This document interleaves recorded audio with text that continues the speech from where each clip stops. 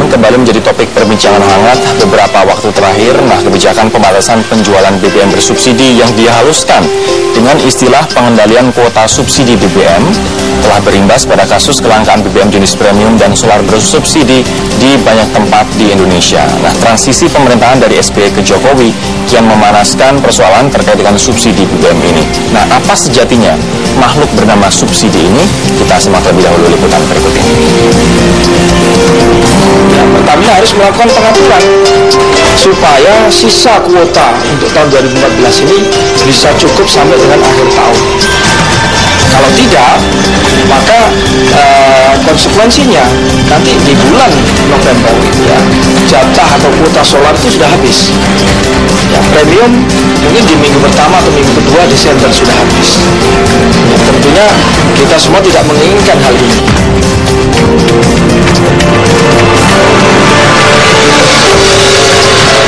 Atas nama pengaturan kuota subsidi BBM, kasus kelangkaan BBM bersubsidi yang berimbas pada antrian panjang SPBU di sejumlah daerah menghiasi pemberitaan publik sejak sebulan terakhir.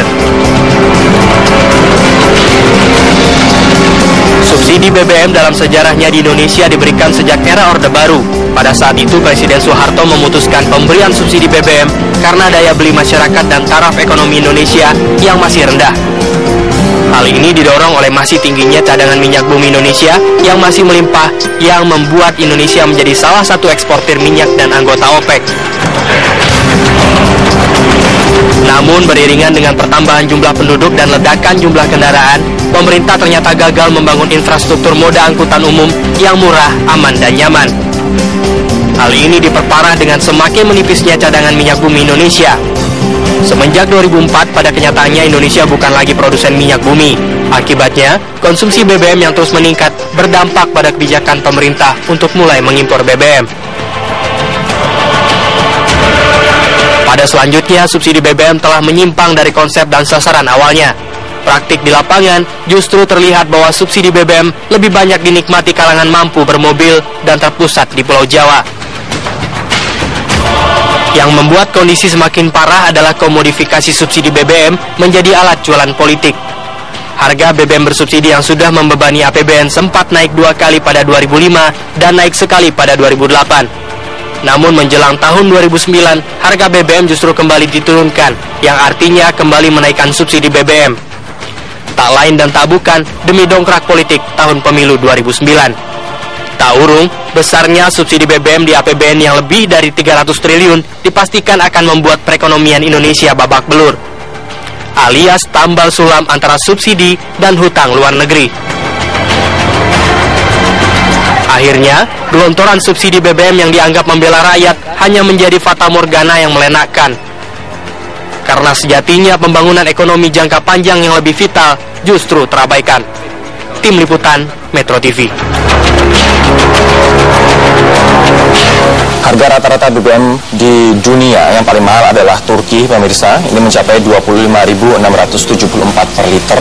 Kemudian jauh di bawah Turki ada Filipina 12.580, kemudian Indonesia 9.853, peringkat ke-49. Kemudian ada Amerika Serikat peringkat ke-51 yakni 9.055 per liternya. Nah, kita akan ke Pak Kurtubi terlebih dahulu. Kenapa harga BBM di Indonesia, Pak, yang non-subsidi, kemudian disubsidi pemerintah, ini begitu mahal jika dibandingkan dengan negara yang lain? Begini, yang mahal BBM di Indonesia yang non-subsidi itu karena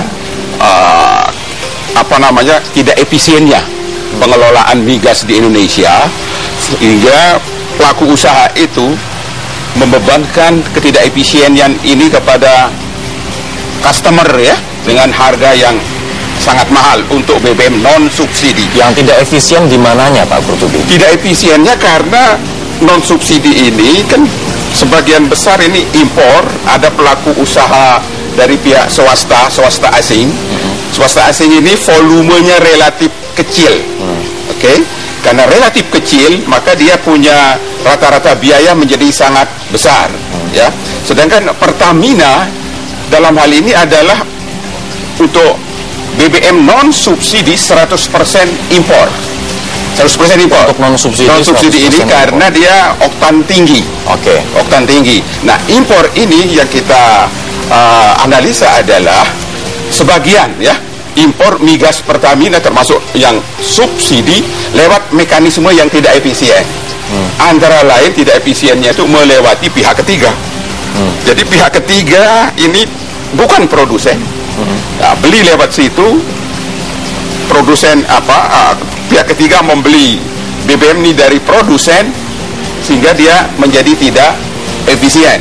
Ini terkait dengan mafia Kira-kira seperti itu ya. Jadi besarnya impor yang tidak efisien baik subsidi maupun non subsidi ini dikarenakan antara lain loh ya melewati pihak ketiga, di samping kilang-kilang Pertamina ini relatif banyak yang tua kecuali Balongan sama Cilacap ya. Itu kilang-kilang tua punya biaya yang lebih besar. Kita nanti akan fokus membahas ke mafia migas itu dan kenapa Petrol tidak jadi dipindah ke Indonesia tapi tetap berada di Singapura. Namun ada informasi menarik yang ingin saya sampaikan terkait dengan grafik perbandingan harga-harga BBM khususnya BBM non subsidi di negara-negara lain jika dibandingkan dengan Indonesia. Kita lihat bersama-sama. Ini ada grafiknya. Venezuela Rp466 per liter, ini sangat murah. Kita tahu Venezuela pengekspor BBM terbesar, kemudian Turkmenistan 746, Nigeria, Iran, Arab Saudi. Ini hitungannya dalam rupiah per liter. Kemudian kita lihat grafik selanjutnya.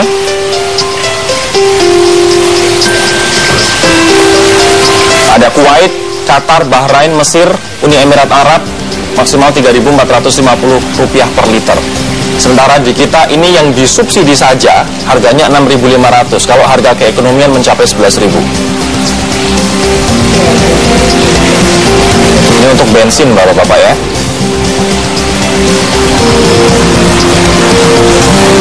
Nah, saya kemudian jadi tertarik Pak Kurtubi dengan pernyataan Ibu Karen Agustiawan sebelum mundur dari Dirut Pertamina mengatakan bahwa kita dari tahun 60-an hanya memiliki 8 kilang minyak. Salah satunya yang terbaru adalah di Balongan pada tahun 1994. 20 tahun dari tahun 1994 sampai dengan hari ini, kenapa kita tidak membangun kilang minyak baru? Itulah kesalahan fatal Pertamina, ya.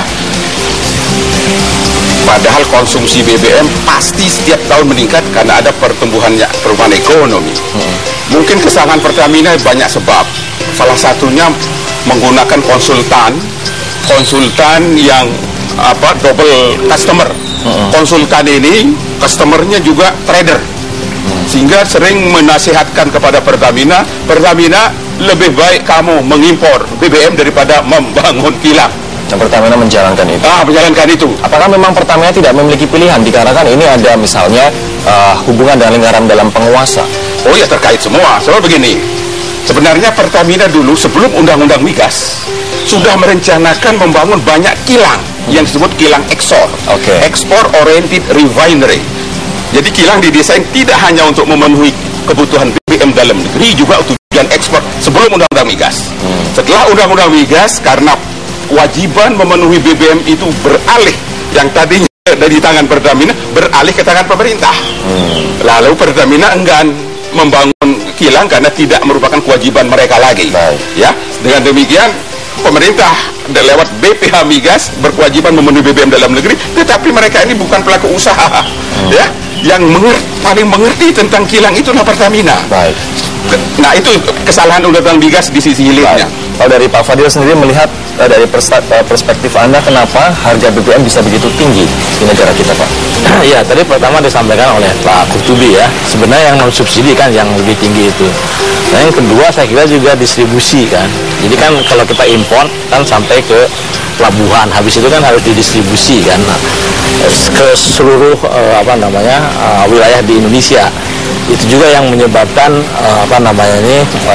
harga BBM yang non subsidi itu lebih tinggi karena ongkos distribusi kita, gitu ya, biaya logistik kita itu relatif sangat mahal dibandingkan dengan negara-negara lain. Kalau nggak salah sekarang ini kan on average kan 26% ya dari PDB gitu.